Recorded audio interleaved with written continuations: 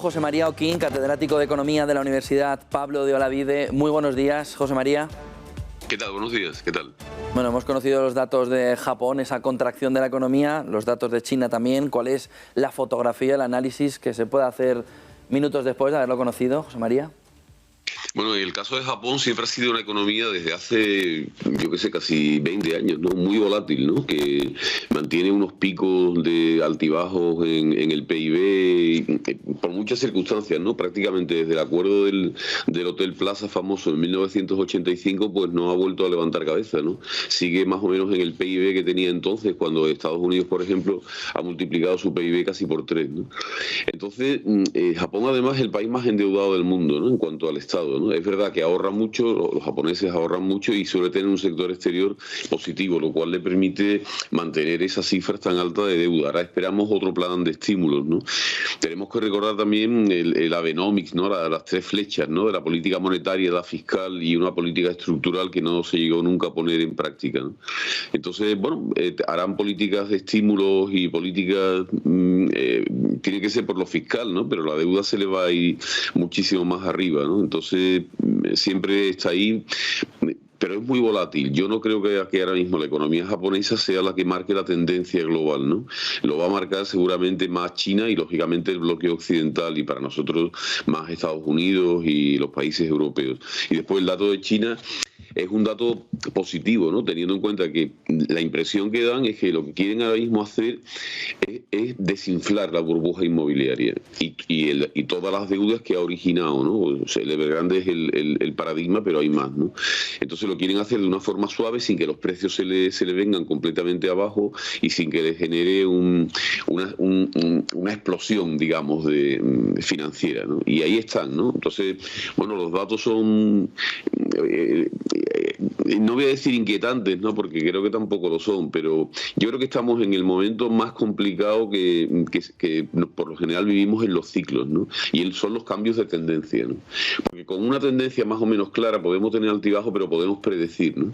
Pero cuando la tendencia cambia, cuando de pronto el escenario se modifica, entonces nos quedamos muy desconcertados. Y lo que no sabemos es si estamos viviendo un cambio de tendencia con suministros, inflación, etcétera, electricidad, que haga que la parte de la producción, la parte de la oferta agregada se modifique, ¿no? Vayamos a un proceso de más desglobalización, de relocalizar toda una serie de producción de componentes que ahora mismo están originando todos estos problemas de suministros y, por tanto, dar seguridad al sistema productivo. El tema arancelario, que también ha salido con el tema de China y Europa, está también ahí, es otra vez un proteccionismo, es un poco el cambio de tendencia, pero de más profundidad, ¿no? De decir, la globalización en la que estuvimos los años antes poco a poco va virando, ¿no? Va cambiando, los estados quieren controlar a esas grandes multinacionales o anacionales, ¿no? Que ya no son de ningún país y que no quieren pagar los impuestos y que funcionan en un mundo, digamos, descontrolados para los estados.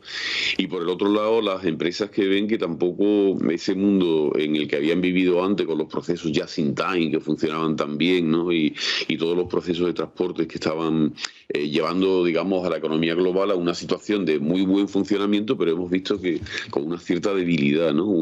Ha sido una estrategia que tenía riesgos y ahora los estamos viendo, ¿no? Yo creo que esto es lo que tenemos que tener en la cabeza, ¿no? Si estamos o no ante un cambio de tendencia, ¿no? Y la inflación es un poco una luz que se nos ha encendido de pronto por muchas razones, porque el gas también ha tenido que ver, pero ahí es donde estamos, ¿no? La tendencia parecía desde el segundo trimestre de este año que era buena, que íbamos a crecer mucho.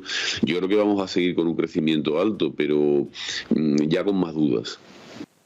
En China, sin embargo, el dato es positivo. ¿A dónde habría que mirar entre los dos datos de China y Japón esta mañana? Yo creo que ahora mismo la economía de China influye más en la dinámica global que Japón, que es una economía grande para nosotros, ¿no? Pero no tiene la incidencia de China, ¿no? China ya es un país que está además comprando muchos productos y, de hecho, parte de las tensiones que tenemos en muchas materias primas se debe a todo lo que compra en el mundo, ¿no? Tampoco me parece a mí que las economías occidentales y la China estén tan interrelacionadas que, como se decía antes, un resfriado en China nos origina a nosotros una gripe, ¿no?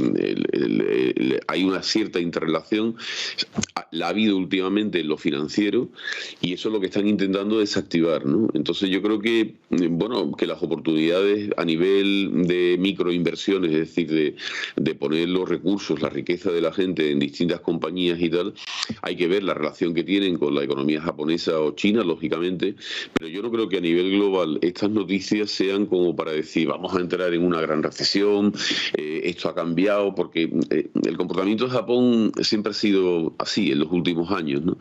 Y el caso de China es un caso que es una economía muy controlada y que ahora mismo la quieren controlar aún más, ¿no? Esta es también otra de las grandes novedades, ¿no? Que China, el capitalismo de Estado, quiere que sea un capitalismo pero mucho más controlado que lo que estaba ahora, y además ha visto que la parte financiera es la que se le escapa, ¿no? Y es la que quiere controlar. Parece que el gobierno quiere poner una emisión de deuda de 7.000 millones de euros para cubrir la parte de ayudas europeas que no terminan por llegar. ¿Es clave que haga ese movimiento el gobierno?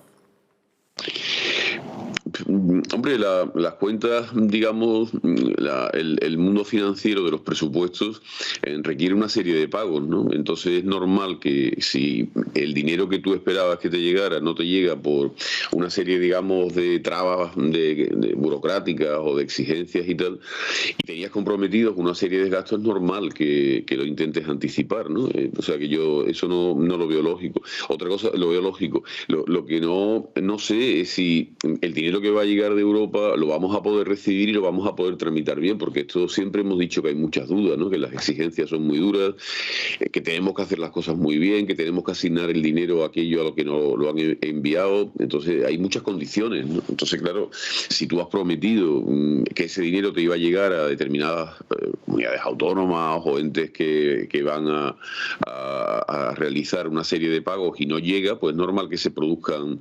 Es como un problema de circulante de las empresas, un problema de liquidez, ¿no? Que es lo que yo creo que está intentando solventar. La cuestión es si vamos a poder gestionar todos esos fondos y en los presupuestos que hemos dicho que lo vamos a introducir, ¿no? Pero claro, al final los presupuestos son una cosa y el cierre de presupuestos es otra, ¿no? Que esto es algo también que en los momentos actuales, ¿no? Cuando Europa nos está diciendo que no se van a cumplir las previsiones y tal, y todos sabemos que vamos a ingresar menos y que no vamos a tener en el año 2022 el presupuesto que estamos diciendo que tenemos, pero después los últimos meses dejas de pagar, retrasas pago, lo pasas al periodo siguiente y más o menos puedes cuadrar o limpiar un poco las cuentas, ¿no? Muchísimas gracias, José María Oquín, catedrático de Economía de la Universidad Pablo de Olavide. Buen día y buen negocio. Buen día. Un placer a todos y buenos días a todos.